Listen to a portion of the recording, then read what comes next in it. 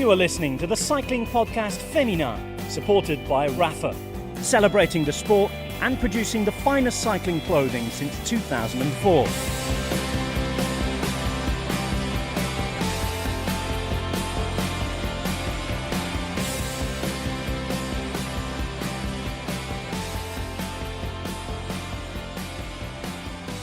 Hello, my name's Richard Moore. I'm with Orla Chennaoui once Hello, again. Richard. And we've got a guest this month, Abi Van Twisk from Drop's cycling team. Hello, Abi. Hello. Welcome back, Abi. You were on the first ever Cycling Podcast Féminin, so we've come a long way since then. You've come a long way since then. Yeah. Have you had a good start to the year? Yeah, it's been really good. Been to Australia in January and then team camp in Mallorca, just got back from that. Yeah, no, you've had a busy start already. Yeah. A lot of racing already. So we want to hear about that. And your team has really stepped up this year as well. So we want to hear about all the changes and everything else that's going on with Drops, a team that we've been following very closely. We did cyclocross last month, didn't we, Orla? We're turning back to the road this month. We're speaking in central London. We've been this morning at City Hall at the launch of the Women's Tour for 2017.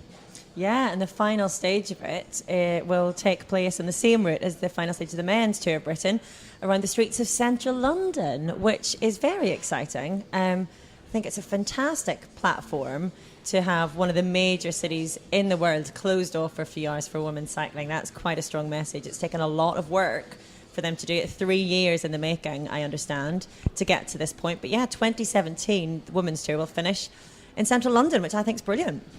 Well, we'll talk a little bit about that. We'll hear from Mick Bennett, who's what is he? Is the race director? The Women's Tour? He's race director for the Tour of Britain, obviously, has been for many years. And he was there.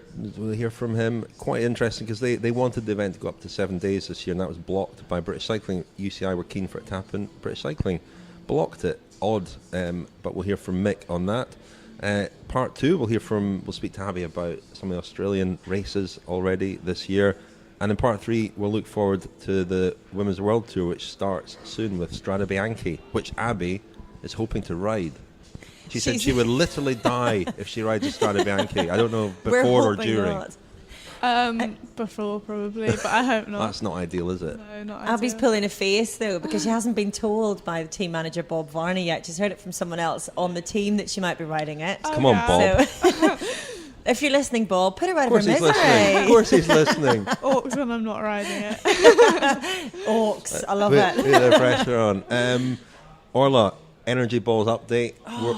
We're in a bar, so we don't. And Bob, if you're listening, Abi is drinking water. Just to be clear. But Richard's wife, if you're listening, Richard's drinking coffee. Just she'll not be listening. Orla, you gave out your Energy Balls recipe in the last episode, and they've been quite a hit. Yeah, I did. And okay, I promise this will be the last Energy Ball mention, because I feel like we've kind of hijacked the podcast with it. But we've had so many people telling us that they've made them, tweeting in pictures of them, telling us that they think they are understandably delicious. A few problems with people trying to take them out on rides. They do kind of just get squished. This is where you need your science and sport products. Oh, I'll mention to the sponsor. I'm a bit worried about, all this energy ball hijacking when we're... Well, it's not... I'm not marketing them or anything. But you were being quite critical of some of... I mean, because on Twitter, on social media, when people post their pictures, you're all very nice and great effort and smiley faces and all the rest of it. But, when the mic's off, you were quite critical of some of them. I wasn't critical. I said some of the almonds maybe looked a little bit on the chunky side, but... that was to lead me into a little bit of advice. My final bit of Energy Ball tip is, don't think that you're whizzing the almonds for too long at the start. Give them a decent whiz, a minute, maybe even slightly longer, to get them nice and small so you don't crack a tooth on any of them. So get the almonds nice and small, whiz them first, then put all the rest of the ingredients in, and then we're talking Energy Ball perfection. Heaven. Brilliant. Thanks for that. We'll also hear from Amelie D. Derrickson, the world champion. You spoke to her, Orla. We'll hear from Katie Archibald, who was at the Women's Tour launch as well. But let's hear, shall we, first of all, from Mick Bennett, the director of the Women's Tour. Here he is, Mick Bennett. We're in City Hall in London, launch of the Women's Tour for this year. We had Sadiq Khan, the the mayor, help present the route because it finishes for the first time in central London this year. What else is new about the women's tour this year? Can I say, before I answer that question, what else is new almost makes this news almost pale into insignificance, but this is such an iconic and benchmark for us to finish the Women's World Tour event in central London. We said in year one that our intention is to make the Women's Tour, as it was then, the biggest and best women's stage race in the world. I think we achieved that in year two. In year three, we were given World Tour status when Tracy Gaudry and the then World Tour coordinator came to see us and asked us if we'd be prepared to do that. And I said, it's not going to cost us any more money, because what we do, and people have asked us this in the past, is how come it's so good? Well, I don't know how to answer that, because it's organised in exactly the same way as the men's tour that we've done since 2004. So all we've done is we've just taken the men's tour organisation and planted it into the women's, and they flocked over because I think they were intrigued to see just what we were sort of promising to deliver on. Yeah, I mean, when you started out, I guess you didn't know what the crowds would be like. I guess that was the thing that struck people right from the start, that the crowds came out in support of this standalone women's event, and it seems to have grown over the time. And I think that from your point of view, you know, it was a case of seeing what happened and whether it was a sustainable event. Do you know now, can you say now that it is a sustainable event? I noticed that there isn't a title sponsor this year. Is there still a possibility of finding a title sponsor? Are you looking for one? And if not, is the event sustainable? Yeah, it's no secret. We are looking for a title sponsor. However, we have a combination of other sponsors, some of them new, which will be announced shortly. We also have the venues funding the stages. So the model is exactly the same as the men's model. We don't have a men's title sponsor, which we are still seeking for both of them. But it's sustainable. We proved that right from day one, that it's here to stay. And we've got the venues that want it, the crowd and the public turn out to support it. And in London, with the mayor came to us and said, we want the women's tour in central London. And they're the guys that have delivered it. It was our idea, but they've delivered on it. And the venues are funding it for us. I know you wanted it to go up to 7 days this year. That hasn't happened. Can you just tell us a little bit about, you know, the process that you went through and why that hasn't happened this year? Yeah, we had the process was that we had that many venues wanted it, but not sufficient days to deliver it in. And we've got four other venues, if you count the starts and the finishes. 4 other venues. It's getting the date on the international calendar to give you 7 days. We'd identified 2 options for a 7-day tour, put it to BC. BC felt that the women's sport in this country wasn't at such a level that would warrant making the women's tour a bigger event. The UCI said the contrary of that. They wanted it to be 7 days.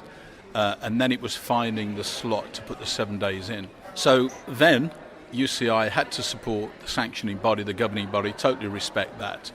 And BC said only 5 days. The board of BC said only 5 days. Since then, at the World Tour Conference in Mallorca, the UCI have said we definitely want the women's tour to be 7 days. Because I think it's not... It doesn't always follow that the longer the day, the more stages in a stage race makes it by default a bigger event. 5 days with the level of organisation and the facilities that we throw at it, for me, make it a big event.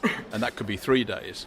But the very fact that the country wants 7 days, the bike riders want 7 days, all the teams want 7 days, and the UCI want 7 days. And we're a bit baffled, to be honest, Richard, as to why British cycling won't support it. They've given their reasons, and I respect them, but I don't agree with them. That's a very, very curious state of affairs, that the national governing body has been the stumbling block in the event developing. What next? I mean, will you go back to British cycling with your plans for 2018, looking to extend it to 7 days then? Yeah, we have to apply by the middle of May. The UCI have told me to apply earlier than that because they are headlong and headstrong in developing the Women's World Tour concept clearly on a global basis. But they say they see the Women's Tour in the UK as the biggest and the best, and if you like, the catalyst for all others to follow. I've got the Women's Tour Down Under organisers coming over in June to see our event because they'd heard so much about it. It's such a good advert for women's sport in this country and for British cycling. Why not extend it? And I know, Mick, you'll be desperate to take it into Scotland. I am desperate to take it into Scotland, but in order to do that, I'd have to convince you to turn up at each stage, which you're yet to do yet. And Event Scotland would have to want to do it as well. So that was Mick Bennett. You're clearly disappointed that the move to 7 days isn't going to happen in 2017. It seemed last year that was a fait accompli, that it was going to happen for 2017. It might happen for 2018.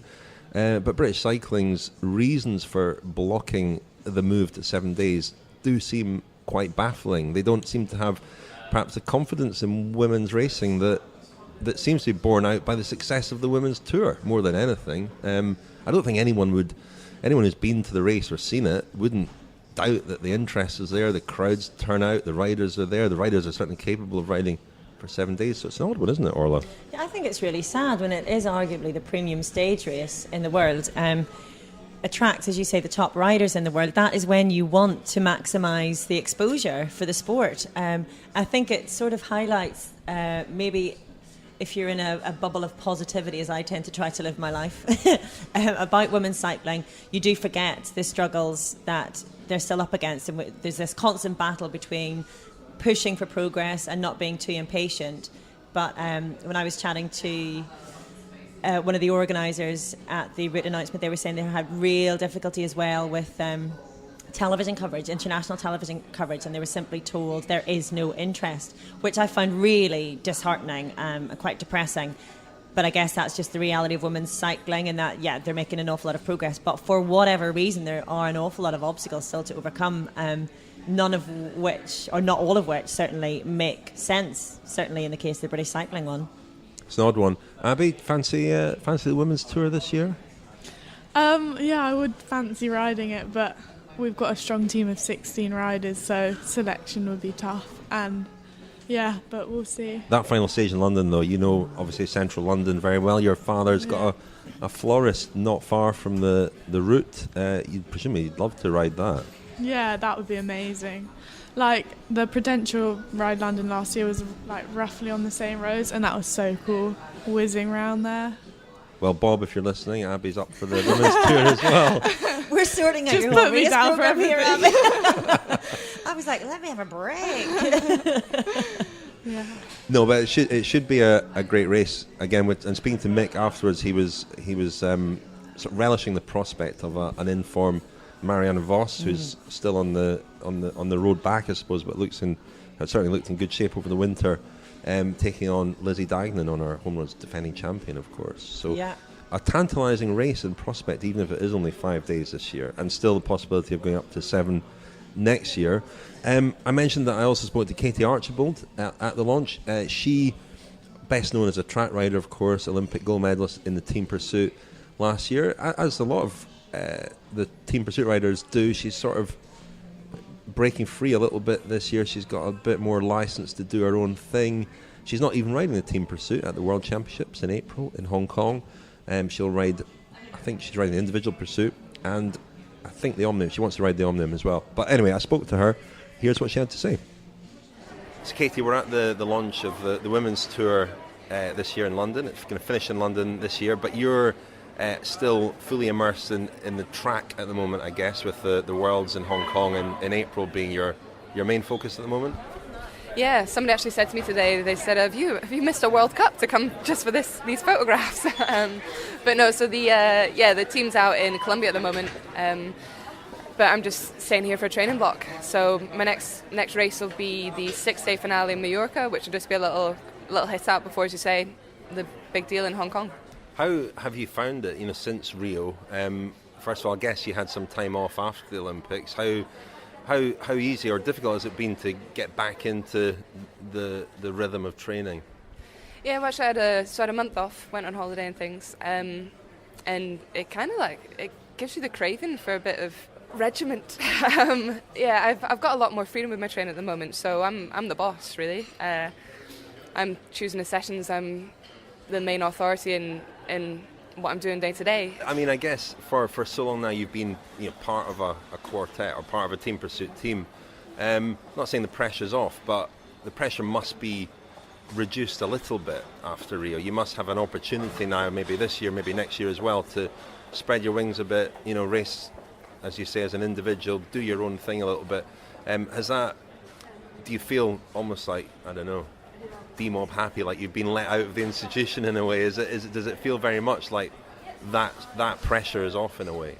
Yeah, there's good parts and there's bad parts. So I guess the good parts is that everybody's winning because the younger riders, the academy riders, a lot of them are contemporaries are now having their chance to prove what they can do with team pursuit. So some of them would have been junior world championships champions a few years ago, and now they can show themselves as senior riders. We're not hogging the stage, as it were. Also I get a chance to hopefully going to try and get selection for the Omnium spot, specifically training for the individual pursuit as well, and chance to experiment through the summer with the row season as well.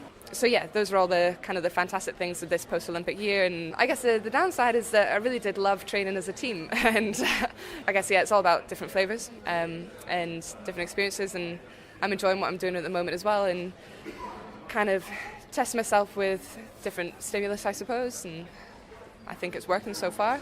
Hopefully bringing some new successes as well. Are you already thinking, that you'll have these couple of years of freedom and then buckle back down to team pursuit for Tokyo? Is that in the back of your thoughts?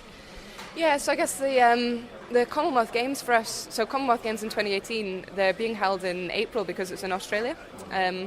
So it marries in really nicely with a winter track season. It'll be just a little bit after our World Championships. So as well as kind of useful for us as track riders, Commonwealth Games, it also gives a bigger period between the Commonwealth Games and the Olympics. You've got a whole summer that we wouldn't have had the last cycle. So that's quite exciting, but it does mean that, I guess it's obvious we're already planning out how programs are going to look and how training phases are going to look all the way through to Tokyo. What does winning the Olympic gold medal do to you? Is that the main thing that drives you still, the idea of winning another one? Is that the thing that drives you more than anything else, or do you feel like you sort of tick that box? I like winning anything. Like, if it's an egg race, I'll try and get mine down there quickest, so kind of makes it handy in that it can be motivated by so many different races. Like, I'll get nervous just for track league, and I'll want to do well just at track league. Don't tell anybody. The Olympics are the ultimate, I suppose, especially for track cycling.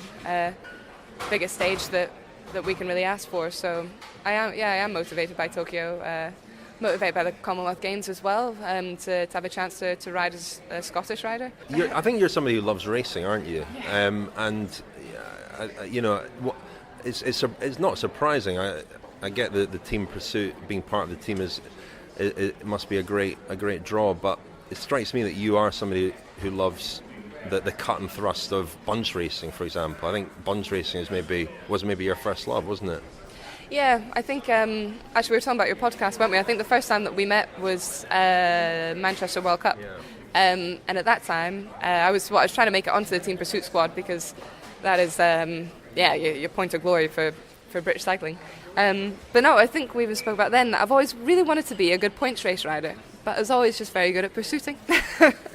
But there's a romance to bunch racing, of the marrying of tactics and form, that it's not good enough to just be strong, and it's not good enough to just be smart. It's got to be this this combination of the two, this sort of gorgeous synergy of what I see as the pinnacle of the sport. Because you were saying that after the track worlds, you'll be switching to road more or less immediately. You go straight onto the road season, building up, I guess, to the women's tour, and you're in a new team WNT. Tell us about the team. Yeah, so first year UCI Pro. Really excited. This year will be riding with Graham Hurd as our DS, who I used to work with as the head of Scottish cycling, and also with lots of the top UK riders. So we've got the national time trial champion in Hayley Simmons, the national criterium champion in Eileen Rowe, and various international riders. And I'm hoping that, we're going to make a fairly good showing as one of the best British teams, and really pleased to have a chance that WNT will ride in the women's tour and showcase, finishing here in London, massive cycling city. I mean, this stage in London could be one that suits your talents. Yeah, I've heard there's a sort of 6-kilometre finishing circuit. That's kind of racing I like, and certainly like to live up to a big occasion. So fingers crossed. I'd want to be there. The Cycling Podcast Féminin is supported by Science in Sport. Science in Sport, fueled by science. Thank you very much indeed to Science and Sport for sponsoring Cycling Podcast Féminin and also sponsoring the Cycling Podcast. Very grateful to them for their support. If you want to get 20% off any Science and Sport product, an offer for our listeners, 20%, go to the checkout at scienceandsport.com and enter the discount code TCP20. That's TCP20 for a 20% discount. We heard before the break there from Katie Archibald. Always interesting, Katie Archibald. A lot of people have asked actually for an interview with Katie. That was quite a brief one, but I do intend to go and do a proper interview with her at some point, longer interview with her for a future podcast, so stay tuned for that. She's really, really interesting, and if anyone who's read her writing, she writes extremely well in various places. She's written a column in the Herald in Scotland, and she's got a blog that she updates from time to time. Very, very interesting rider indeed, very interesting athlete. So we heard from her. Before we go into Australia, I should say that we also did another interview this morning at the launch with for a future episode of the podcast with a very promising up and coming female rider called Maggie, didn't we, Orla? Richard, please, you've already made this joke in this. It's not a joke. Hang on, it's not me making a joke. It's just reporting a conversation. Me making a monumental F up. Then, not really, but yeah. Okay. No, I got a text last night. Orla had set up an interview with a young rider called Eleanor Backstead, and she said, and somebody else coming along as well, Maggie. I don't know if you know Maggie, but I think I said I don't know who she is, but I'm sure if they've suggested her to us, should have an interesting story. So I'll find out in the morning. Certainly true. To which, of course, Richard then replied, "Do you mean Magnus Backstead?" Cue fist to forehead. I'd already replied to the lady who'd set up the interview for us, saying, "Yeah, I didn't know about Maggie. You didn't mention her, but bring her along. Why not?" Magnus Backstead. You're extremely tired. You've been working lots of days in a row, and it's an understandable mistake to make. It's not really. It's a bit elementary. He enjoyed it though, didn't he? Yeah, he loved it. She loved it. She loved it. Yeah. Huge hands for for such a delicate lady.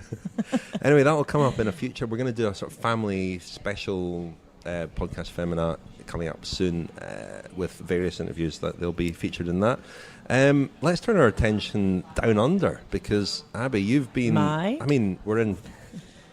You said you wouldn't do that. Sorry. We're in middle of February, and you've got how many days racing in your legs? About 5 or 6? Yeah, 5, 6. 6, yeah. Because you were down in the mental arithmetic there.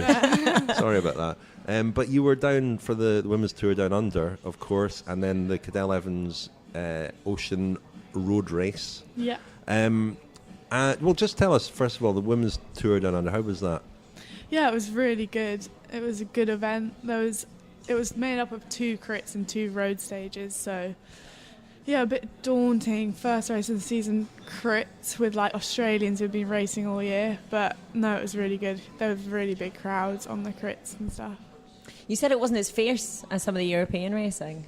Yeah, it was feisty. Feisty, as in like in Belgium there's a lot of elbows and shoving of the hips and stuff, but it was fast, but maybe not as feisty, like fighting your way into corners. It was a bit easier to stay at the front and stuff. But yeah, it was still fast. I mentioned earlier about, I guess, the eternal battle between pushing for progress in women's cycling and trying to be patient. And I guess the Women's Tour Down Under is a classic example of that. When you look at the guys' race, they all stay in the Hilton in central Adelaide. It's a lovely setup. You were all in college dorms outside of town. The prize money is very different. No live television coverage either. And so that created a bit of a hoo-ha. But then the race winner, Amanda Spratt, said, well, hang on a minute, we need to be patient with this. What's your take on that? Do you think that it was disappointing that they didn't give more parity to women's racing? I think in terms of like where we stayed, we went down to the athlete village a few times where the men were staying, and I know it is the Hilton compared to a boarding college, but I way preferred where we stayed. Why? Because it was really nice boarding college, and it was only us, and it was out up in the hills, so for training it was way better. But the Hilton was probably a nice place to stay, and yeah, it is a bit odd that the men and women are so different, even though we're racing the same race, and the prize money is a bit, just you would have thought it would have been more equal by now. But the actual racing itself, like, we got really big crowds and everything like that, and the racing was pretty much the same, so that was really good. And you look at the Cadel Evans race, and it was televised live. It was the first time a women's race was televised live in Australia since the World Champs in 2010. Does it make a difference to you in any way riding it? Do you feel a greater sense of occasion in any way? Yeah, I think you do. You see the cameras whilst you're riding up at the front and stuff. And also it's nice to know, like, people back at home can watch you on TV, and then they're like, oh, I saw you, that was a good move and stuff like that. So it's nice to know that they're watching you back at home, and just to be televised, you can also watch it back, which is quite cool. So and the team, Abi, they've really stepped up this year, and that would have been your first experience racing with some of your new teammates, some of whom have come from big teams, and it's a more international team this year, isn't it? How did that feel? Did it feel like a big change from last year? Yeah, it did, especially, as you said, the foreign riders. We've got, in Australia, we had Susanna. I call her Susanna. I think she gets annoyed. Susanna Zorzi. Yeah, from Italy. She's very good, absolute beast. And we have Anne-Sophie from Belgium. So bringing them in, they're very experienced, and Susie used to ride with Lotto, so did Anne-Sophie. So they have loads of knowledge of, like, the bigger races and the classics. So from, like, all English, kind of like didn't really know what we were doing last year, to then having them and really stepping it up, it feels way more professional, and we actually could make a difference in the race, like attacking and stuff, rather than just following wheels. Do you feel the other riders are looking at you differently as well? Because you were a sort of plucky, amateur, unashamedly amateur team last year. You're professionals now. You're getting paid loads of money. No, but you're a professional team this year. Does that affect the respect, the attitude of the other riders towards you? Did you feel that? I think so, yeah.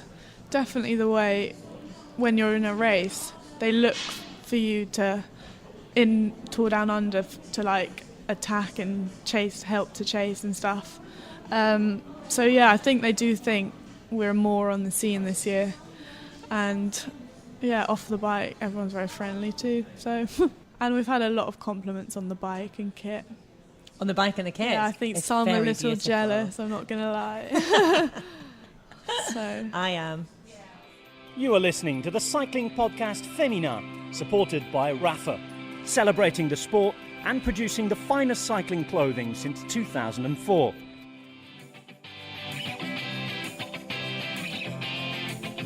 ...2016 saw a new innovation in women's cycling. I'm not referring to the Cycling Podcast Féminin, but to the UCI Women's World Tour, a collection of 17 events stretching from March to September. Next year there'll be 21 events, but this month I'm looking back to the World Tour's predecessor, the World Cup, which ran from 1998 until 2015.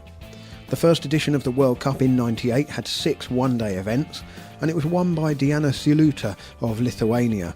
But I'm focusing on the closest ever series the following year, when Germany's Hanke Kupfernagel led Australian Anna Wilson by 18 points, going into the 9th and final round, the World Cup finale in Ombrach in Switzerland.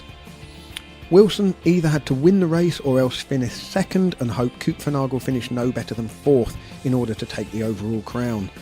The World Cup finale was held over 6 laps of a hilly 20-kilometre circuit featuring a steep 2-kilometre climb and a tricky descent, which was made all the more technical as rain began to fall. The Australian team rode brilliantly for Wilson, closing down brakes and setting the pace until a decisive break of 6 got clear. Koopfenagel was in it, of course, and she and Wilson watched each other like hawks. But the pressure was on the Aussie because she knew she'd probably have to win in order to take the World Cup title. Koopfenagel was simply too good to finish fourth in a 6-up sprint. There were 2 Dutch riders in the break too, and when one of them attacked in the last 500 metres, someone else chased, which gave Wilson the perfect lead out. She won the race and turned an 18-point deficit into a 7-point World Cup win, still by far the closest series in the competition's history. Wilson won the World Cup again in 2000, this time with her married name, Anna Millward. She's one of 5 riders to have won 2 World Cups. Britain's Nicole Cook and Lizzie Armitstead, now Dignan, are among the others. But in the competition's 18-year history, one name dominates the roll of honour, as she does so much of cycling in the last 10 years, and that is Marianne Vos, who won the World Cup 5 times. Thank you very much to Lionel Burney. We heard there Lionel's monthly retro feature talking about the Women's World Tour. And before that, a message from our main sponsor, Rafa. Very grateful indeed to Rafa for their title sponsorship of the Cycling Podcast Féminin and the Cycling Podcast. Thank you very much to Rafa. Richard just popped to the loo, and while he did, Abi got some very exciting news. I heard shrieks from the toilet. Shrieks. What was going on? Should I share? I got added to the Strade Bianche WhatsApp group, so I put 2 and 2 together. I guess I'm riding it. Brilliant. Riding that's Strade Bianche. excellent Very news. happy. Excellent news. Is that how it works? Is that you just get added to... You don't... Not normally, You but I don't- must have missed something. You don't get told, you don't get sent a message, you are riding it, you just get added to the WhatsApp group. No, normally you get told. Like, Yeah. everyone had a meeting with Bob in Mallorca, but I think must have missed it. It makes me wonder if this place is bugged. Yeah. You know. Bob was listening. Yeah. Oh dear. Go away, Bob. Stop it. Well, no, that's great news. So you must be delighted. Strade Bianche is one of it's not it's not an old race, but it's become an iconic race very quickly. Yeah. It's just amazing. And finishes in that bit of Sienna. That would be really cool. And what is it about the race in particular that gets you going? I think like the off-road gravelly sections, I love that. Like a bit of carnage. Just go for it. Do you like that? Do you like a bit of argy-bargy and a bit of, Gravel. physicality? Yeah, Going down off-road bits. I love that. I mean, I did it once unintentionally in Norway. I veered off into some gravelly ditch and then veered back on. And you thought, this is for I was me. like, this I want is great. I want to ride Strade I Bianche want to do one this on day. purpose next time. Yeah. Yeah. Yeah. Well, that's great. Brilliant. Congratulations, and we'll be watching out for how you get on there. That leads on nicely to this segment because we're talking about the Women's World Tour, and that is the first event in the Women's World Tour. Just think, Abi, you could be leading the Women's World Tour after one event if you I can. mean- If you No can pressure. If you can win in Siena, Yeah. I mean, yeah. anything's possible. Silence. Let's hear at the start here from Tracy Godry, UCI's Tracy Godry. I'm searching. Is she vice president? She is vice president vice UCI, and she's been the architect, I suppose, of the Women's World Tour. It started last year, and Hannah Troop did an interview with her at the end of last year, just talking about how that first year had gone and plans for 2017. There are several new events this year. It's expanded, not quite to the same extent as the Men's World Tour, which is like 37 events, but the Women's World Tour has certainly grown. It has actually been reduced by one event since the calendar was announced. Unfortunately, the Philadelphia Classic is not happening this year. There could be a replacement event for that. We don't know yet, but new events: Amstel Gold Race, Liège-Bastogne-Liège, Ladies Tour of Norway, and the Bulls Rental Ladies Tour in the Netherlands at the end of August. So some really strong new events there, and I think there'll be great interest, obviously, in Amstel Gold Race and Liège-Bastogne-Liège. But let's hear now from Tracy Godry. The Women's World Tour was a dream that we created 3 years ago with the new administration of UCI. The World Cup series was a very strong series. However, its narrative was limited to one-day races, which is excellent, but we needed to create a stronger product and a stronger platform for women's cycling.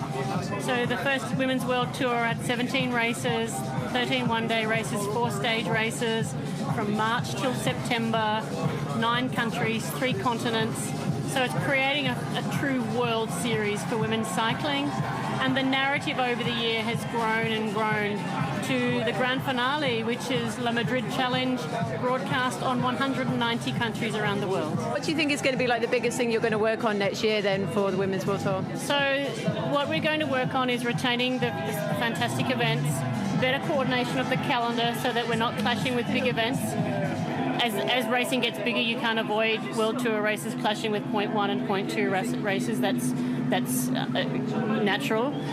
But the important piece is to raise the level of media coverage across the board for the World Tour events so that they're all presenting themselves in the best way they can. We're going to be looking at the accommodation between the races and the teams so that the races are providing better provisions for the teams, because the teams are their assets inside the race. And we're using next year to help develop stronger team guidelines to launch in 2018. So next year is consolidate the World Tour event platform and develop a strengthened team model to implement into 2018. And how far off do you think you are with the kind of the minimum wage? Because I've been speaking to some of the riders and teams today, and there's still a few sort of comments about that kind of would be the next big thing, I guess. Yes, and I invite that comment. I mean, I was a former professional bike racer myself, so for us, we needed to build the platform. We're not at all shying away from the commitments that we're making for women's cycling and teams. The solidifying of the tour platform next year is where we are going to be presenting to teams what we call the Cahier des Charges, the regulations for teams into 2018, to create a Women's World Tour team layer. And next year is the year where the teams will understand the level that they will need to step to be World Tour teams in 2018. That will include everything from the qualification of the team staff, to increased anti-doping requirements, to the provisions and the provisions in the contract for the team riders. So next year is the year where we create that stronger team structure so that the teams are aware of it before it comes into effect in 2018. And now definitely a lot to look forward to. Yeah. How do you feel it's changed being inside of the cycling world as a woman over the last few years? Oh, a lot has changed, not just on the bike, but off the bike. Whether we like it or not, I represent a big part of that change.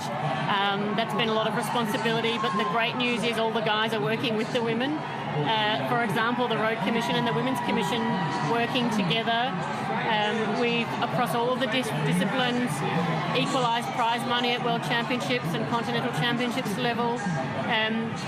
The fact that traditional men's World Tour events are saying, I want to hold a women's race, I want to put it on the same platform as men's racing.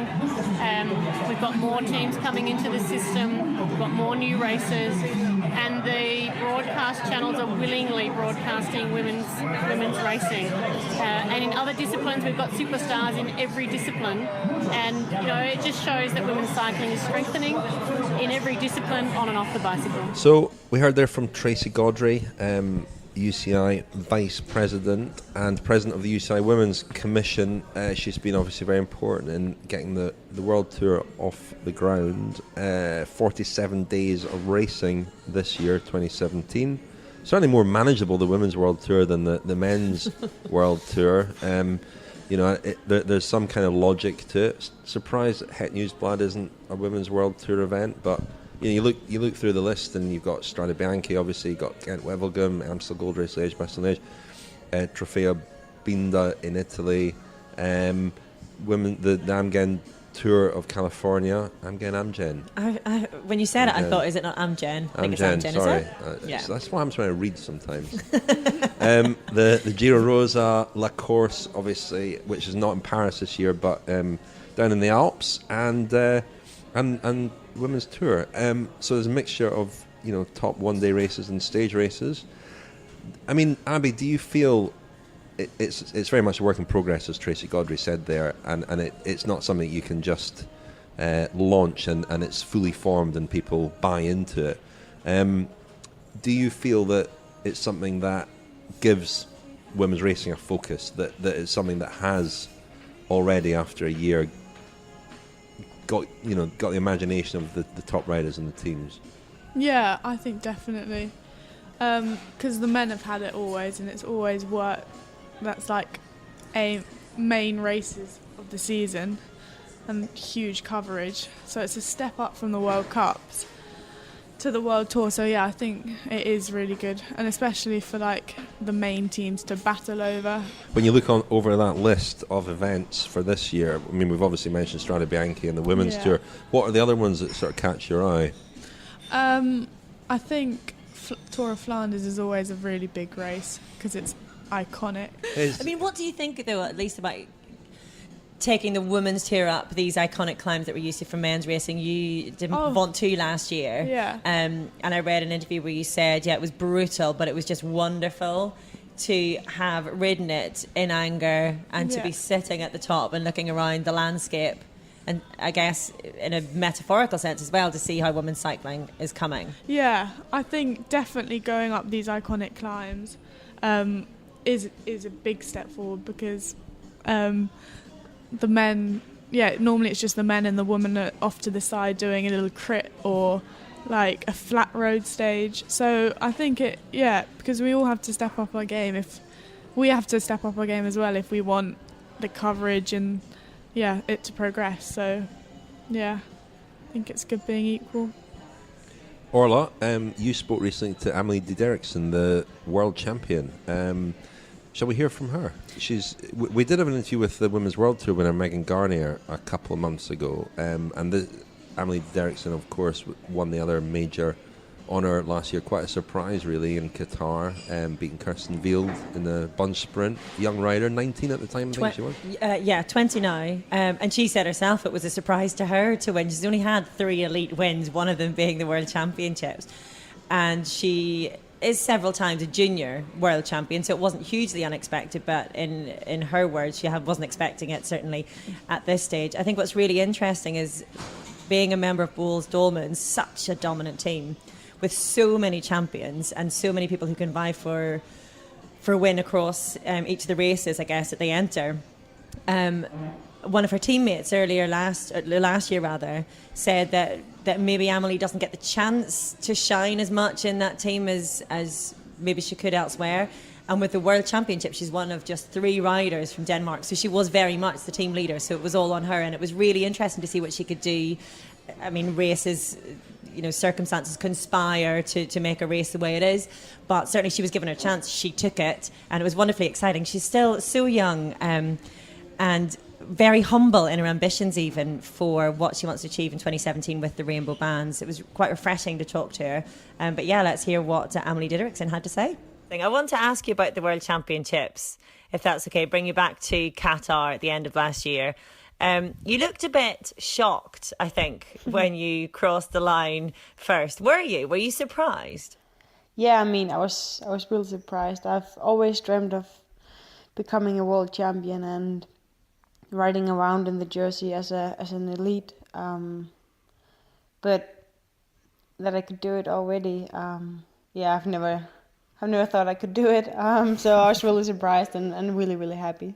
It's interesting that you say that you dreamt about riding in those bands as an elite, because of course that was your 4th world title. You already had 3 world championship titles as a junior, so you must have felt, I guess, in some way that this title was going to come at some stage in your career. Did you?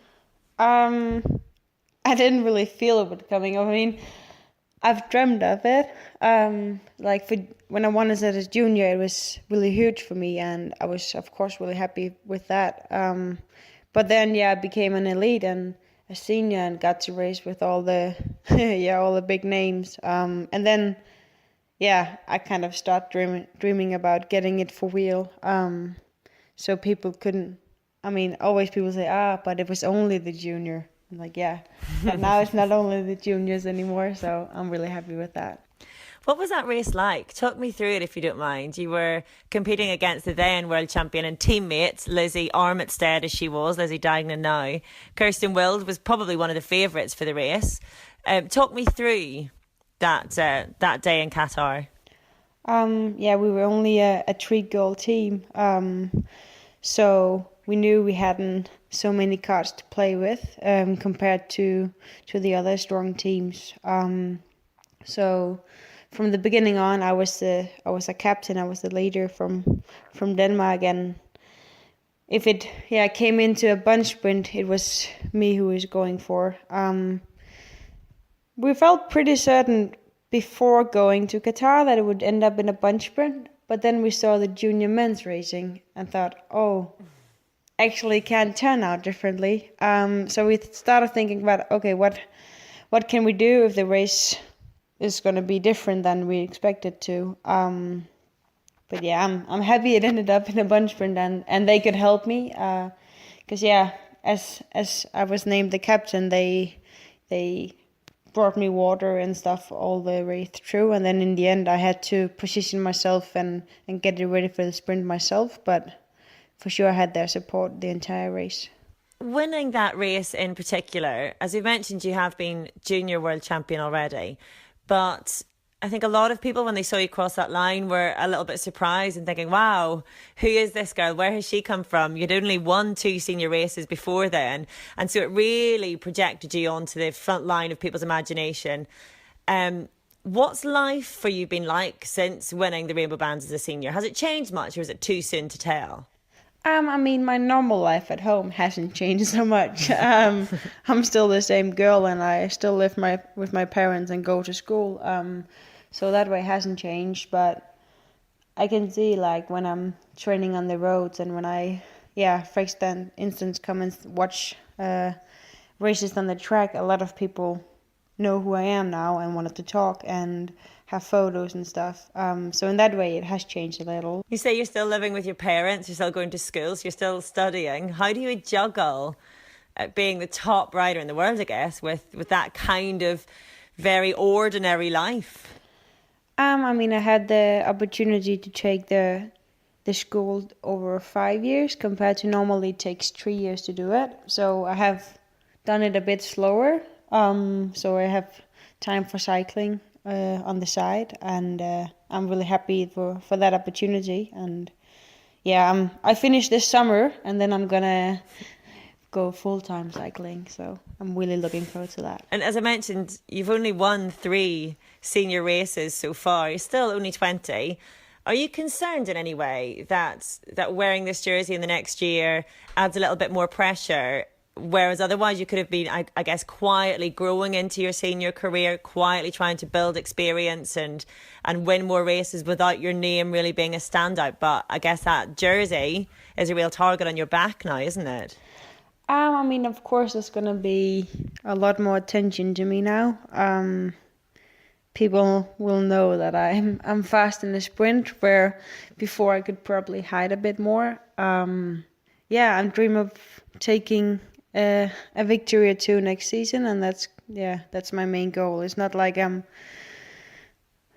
think now that I can win everything just because I won the World Championships. I mean, it's as you say, I have only 3 victories as a lead, so I'll hope I can take 1 or 2 next season. Emily, tell me how you got into racing then. I believe that you followed your older brother into the sport and you've got quite a lot of experience racing against the guys, racing against boys before and now racing against the men in Denmark. What's that been like? Tell me about that. When I'm racing in Denmark, we always race with the men. Mostly. Sometimes we have a few races with only girls, but I think it's a really good practice and it's hard training to race with the men. And when I was younger, it was against the boys. So because if it was only us girls in a peloton, it wouldn't actually be a peloton. So I think it's the only way we can do it, and I think it's a good way to do it. How does the racing differ then when you're racing against the guys compared to racing against the girls? When I was younger, I couldn't always keep up the speed, so sometimes I got dropped. But only sometimes, that's good. Yeah, I mean, okay, when I was really young, I always got dropped, but then slower and slower, I got better, and then, in the end, I could actually battle for the wins, and now I can also battle for the wins in the men's C class we have in Denmark, and it's funny because it gives me practice for finals and stuff also. So, have you won many men's races or any men's races outright? I mean, what do the guys think about being beaten by a girl?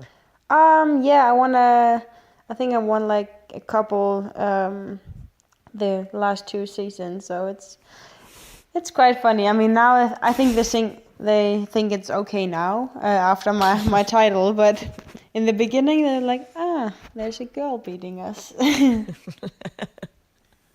Yeah, you've got a huge fan club now, I'm sure, of all the guys in Denmark that you've ever beaten. At least if you've got the rainbow bands on your back, they'll think, well, okay, I can allow myself to be beaten by her now. Yeah, I mean, I still think that they don't like it, but I think they're probably okay with it now. I mean, where I'm based in the UK, we have quite a strong female domestic scene now. Would you recommend for girls to try to race against guys if they can, if that route is open to them? Do you think that would be a good way to develop as a rider? Yeah, I mean, if there's no opportunity to ride against a whole peloton of only girls, then I think it's a way to do it. Because I mean, I like racing, and I like racing when there's a big bunch and attacks and everything. And that's the only way we can do it in Denmark. So you've been with Boels Dolmans then since you turned pro in 2015. They completely dominated last year, 40 race wins. Of course, they won the World Tour, the first World Tour as well. I can imagine other teams and riders and other teams looking at you guys and scratching their heads and thinking, how on earth are they so successful? So, Emily, how on earth are you so successful as a team? I think we work really good together and support each other. I think in a lot of races, actually, we had more riders who could win if they were on different teams. But combining all the strength and supporting each other, even though all of us are pretty strong, I think that's make a key to success. I mean, it's always only one girl who goes to the podium, but all of us helps, and I think that's we just succeed in creating this atmosphere that everybody wants to help each other, and I think that's really important. As you say, last year you had riders who maybe could have gone for the win in other teams. Is that something that, I don't want to predict any downside to this, but is that something that could be a problem, do you think? I mean, we look at, in the men's side of things, for example, a few years ago in particular, Team Sky maybe had too much talent and they didn't have enough, maybe there are only so many races in a year whereby any rider can go for the win, and so you're limited almost by that. You've got the former world champion Lizzie Deignan, we've got last year's World Tour winner Megan Garnier, we've got the Olympic champion Anna van der Breggen joining now as well. Is there a danger of the team becoming too crowded with talent? I think, of course, there's always a chance that it won't work out, but I think that we succeeded with it last year, and I think we're gonna do it again this year. I think it will be hard to make the same success as we had last year because we had so many race victories. So where do you think the main threats are going to come from then? Which teams in particular, and I mentioned teams rather than individuals, do you think will be threatening Boels Dolmans' dominance this year? I mean, I think it's gonna be really hard to see who's gonna be our main challenger because of all the rider changes, but because they're also so strong, and I think maybe it's going to be more equal. You'll maybe just see how it all plays out once the racing gets underway. Yeah, because the thing is, you never know how people are gonna work together. But yeah, so that's gonna be the main thing. If they can make it work, all the new team members and all the old ones working well together, and that's why we have 3 new ones, and I think if we can get them well worked into the team, and then we can make some really good results. We already had fun on the training camps and learned each other more to get to know each other. How was that training camp? It looked fun. Yeah, we've been on 2 so far. It haven't been all the girls on all the camps because some are doing cyclocross and some live in warm places. But it's been really great, and we have stayed in this house in Spain and cooked together and trained together, and so it's nice to learn your new teammates in a different way, and I'm really looking forward to start the season with them. So Emily, your first win then of 2017 has been in the track. Your goal last year had been the track at the Olympics as well, the Omnium, in which you finished 5th, and you've had this phenomenal success on the road. How do you see your future mixing up between the track and the road? I hope to continue riding both the road and track. I really love the track and I also love the road, so I would like to be able to still combine them. This year I'm gonna focus mostly on the road, but then I hope to pick up the track maybe already next year, and then ride both again. So finally, Emily, 2016, a standout year in your very early career. How do you top that in 2017? What's your big goal for the year ahead? It's gonna be a really hard year to top with the Olympics and the Worlds and everything. Achieving the result I dreamed of. But if I in 2017 get a victory or 2 on the road, and it's more consistent in the finals, and take it my level even higher, then I'm gonna be satisfied. And maybe go back to Denmark and beat those guys again a few more times. I'll try. Emily, thank you so much for taking the time to talk, and thank you for persevering with it. I really appreciate it. So that was Amelie Dideriksen. I used to pronounce her name a little bit differently. I say Dideriksen, but I'm not sure. Well, what surprised me there was that she's still at school. Yeah, she's still at high school, living with her parents. Yeah. Because in Denmark they've got a really special system whereby if you're an elite athlete, the 3 years of high school that it normally takes, presume it's like a form of senior school, you can, if you're an elite athlete, you can go on a special program whereby you can finish high school in 5 years, so you can progress as an elite athlete at the same time. So she's still at home, hoping to complete high school this year as a world champion. So quite an unusual setup. But I mentioned before just how humble she came across. She's hoping, she says, for 1 or 2 wins this year, which I think, as world champion, seems remarkably low. But, she has only 3 elite wins to her name. But you would imagine that the confidence that being world champion would bring would propel her on to a few more. But as she says, there'll be nowhere to hide. People now know that she's pretty handy in a sprint. She was able to come as a bit of a surprise in the World Championships. No one's going to be surprised to see Emily Dideriksen or Dideriksen at the pointy end of a race anymore. I think she could be more than a sprinter as well, isn't she's not a pure sprinter. She's obviously very quick, and she's obviously good on the track as well. She rode the Berlin 6, or the women's version of the Berlin 6 against Katie Archibald, who we heard from earlier, and won. And to beat Katie Archibald shows that she's serious caliber rider. You're about the same age, Abby. You must look at her and be very impressed indeed. Yeah, definitely. She's so talented rider, so strong, and good at sprinting as well in the end.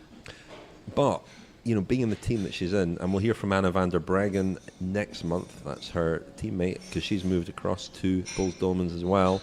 She's the Olympic champion. Of course, you kind of forget that, don't you? Because you kind of forget that she's Olympic champion, but she is. That team, so many. There's Garnier, there's Lizzie Dignan, there's Van der Breggen.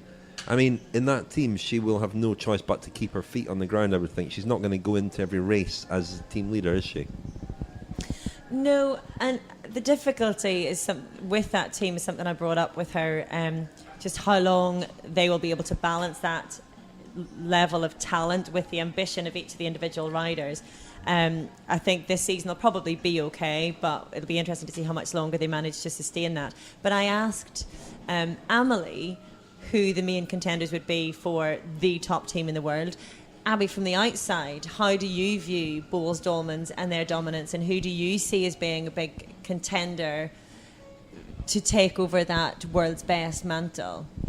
I think, looking at them, I think they're a team to aspire to be like, because they are professional and they also act like a team, whereas some teams with lots of leaders and winners can sort of be individuals more than a team, but they always seem to let everyone have an opportunity and work as a team. But I think Silence, they seem pretty strong, so they could be competitive against them, because they've obviously got Kirsten and Danny King, etc. So yeah, I think they could be one to watch. But it's difficult to see beyond Boels Dolmans for a lot of these races. They've got riders who can excel in all terrain, really, and they did a good job last year of sharing it out a bit. You know, they all had their success. Nobody was really dominant. Yeah, I think it would be a shame from an outside perspective if they have too much of a stranglehold over the racing, because it is nice to see a bit of a narrative. And the advantage that women's cycling has over men's cycling is that you do have a much more streamlined calendar, so you can follow each of the races quite easily, in the way that with the men's racing you get dizzy trying to keep across everything that's happening. So it would be nice to see a little bit of competition at the top, but it is difficult to see how anyone is going to be able to win very many races over Boels Dolmans, whoever that rider might be. I mean, the field down under, Abi, it wasn't World Tour level perhaps, but Orica were very dominant. Was there anybody that caught your eye, a rider or a team? Was there anybody that caught your eye who you maybe weren't familiar with, who we should watch out for this year? Well, I've never really thought of Orica as that dominant as they were. Obviously, that's the peak of their season, but in the World Tour races, I've never really seen them. So I think like Amanda Spratt and people really were impressive. Are you seeing? I know this is something that Drops are trying to do, really riding as a team. Is it? And you were second in the team classification, weren't you, in the Tour Down Under? Is that something we're seeing more and more? You mentioned Boels Dolmans set the standard really in terms of racing as a team, but can you see more teams really going into races with a leader and with a plan? Oh yeah, definitely.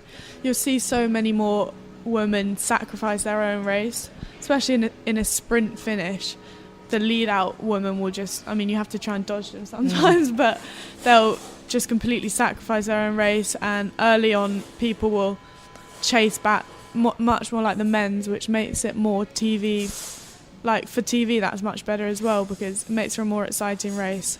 So I think, teams are coming together more to work against each other as a team, which is great. Good. Well, listen, we should wrap things up, I think, for this month, shouldn't we? Anything to add, Orla?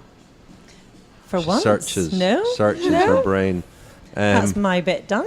Her tired brain. The coffee's run out. Coffee's done its job.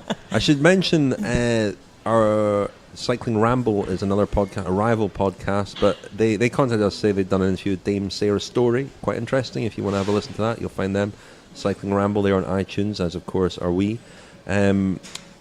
Talking about sexism and other things. Quite interesting. I mentioned we'll have Anna van der Breggen next month, and lots else besides, and we'll start to get some races soon as well, Orla, won't we? I know, exciting. Can't wait for it all to get properly underway, and we'll be watching this lady beside us in Strade Bianche with any luck, flying out the day after your birthday. Yeah, hopefully it will be good. Be a quiet birthday, eh? Yeah. Early to bed. Definitely. Yeah, no celebrating, no sugar. No. Well, we better let you go, Abi, because you're off to help your father, florist, who has got his shop not far from here. It's very kind of you to go and help him the day after Valentine's Day. I mean, the day after the busiest day of the year. You've timed that just right. She's not stupid. help is a strong word. I mean, hang out, have lunch.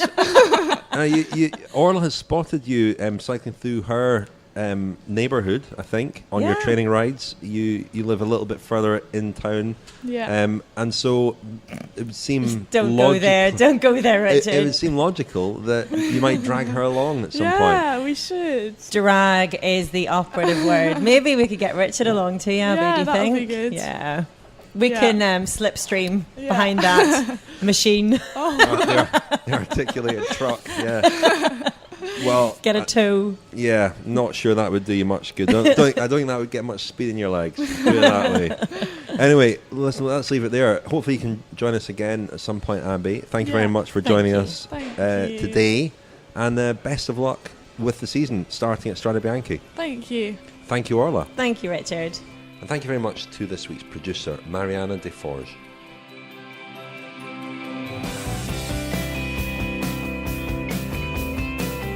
You are listening to the Cycling Podcast Féminin, supported by Rafa, celebrating the sport and producing the finest cycling clothing since 2004.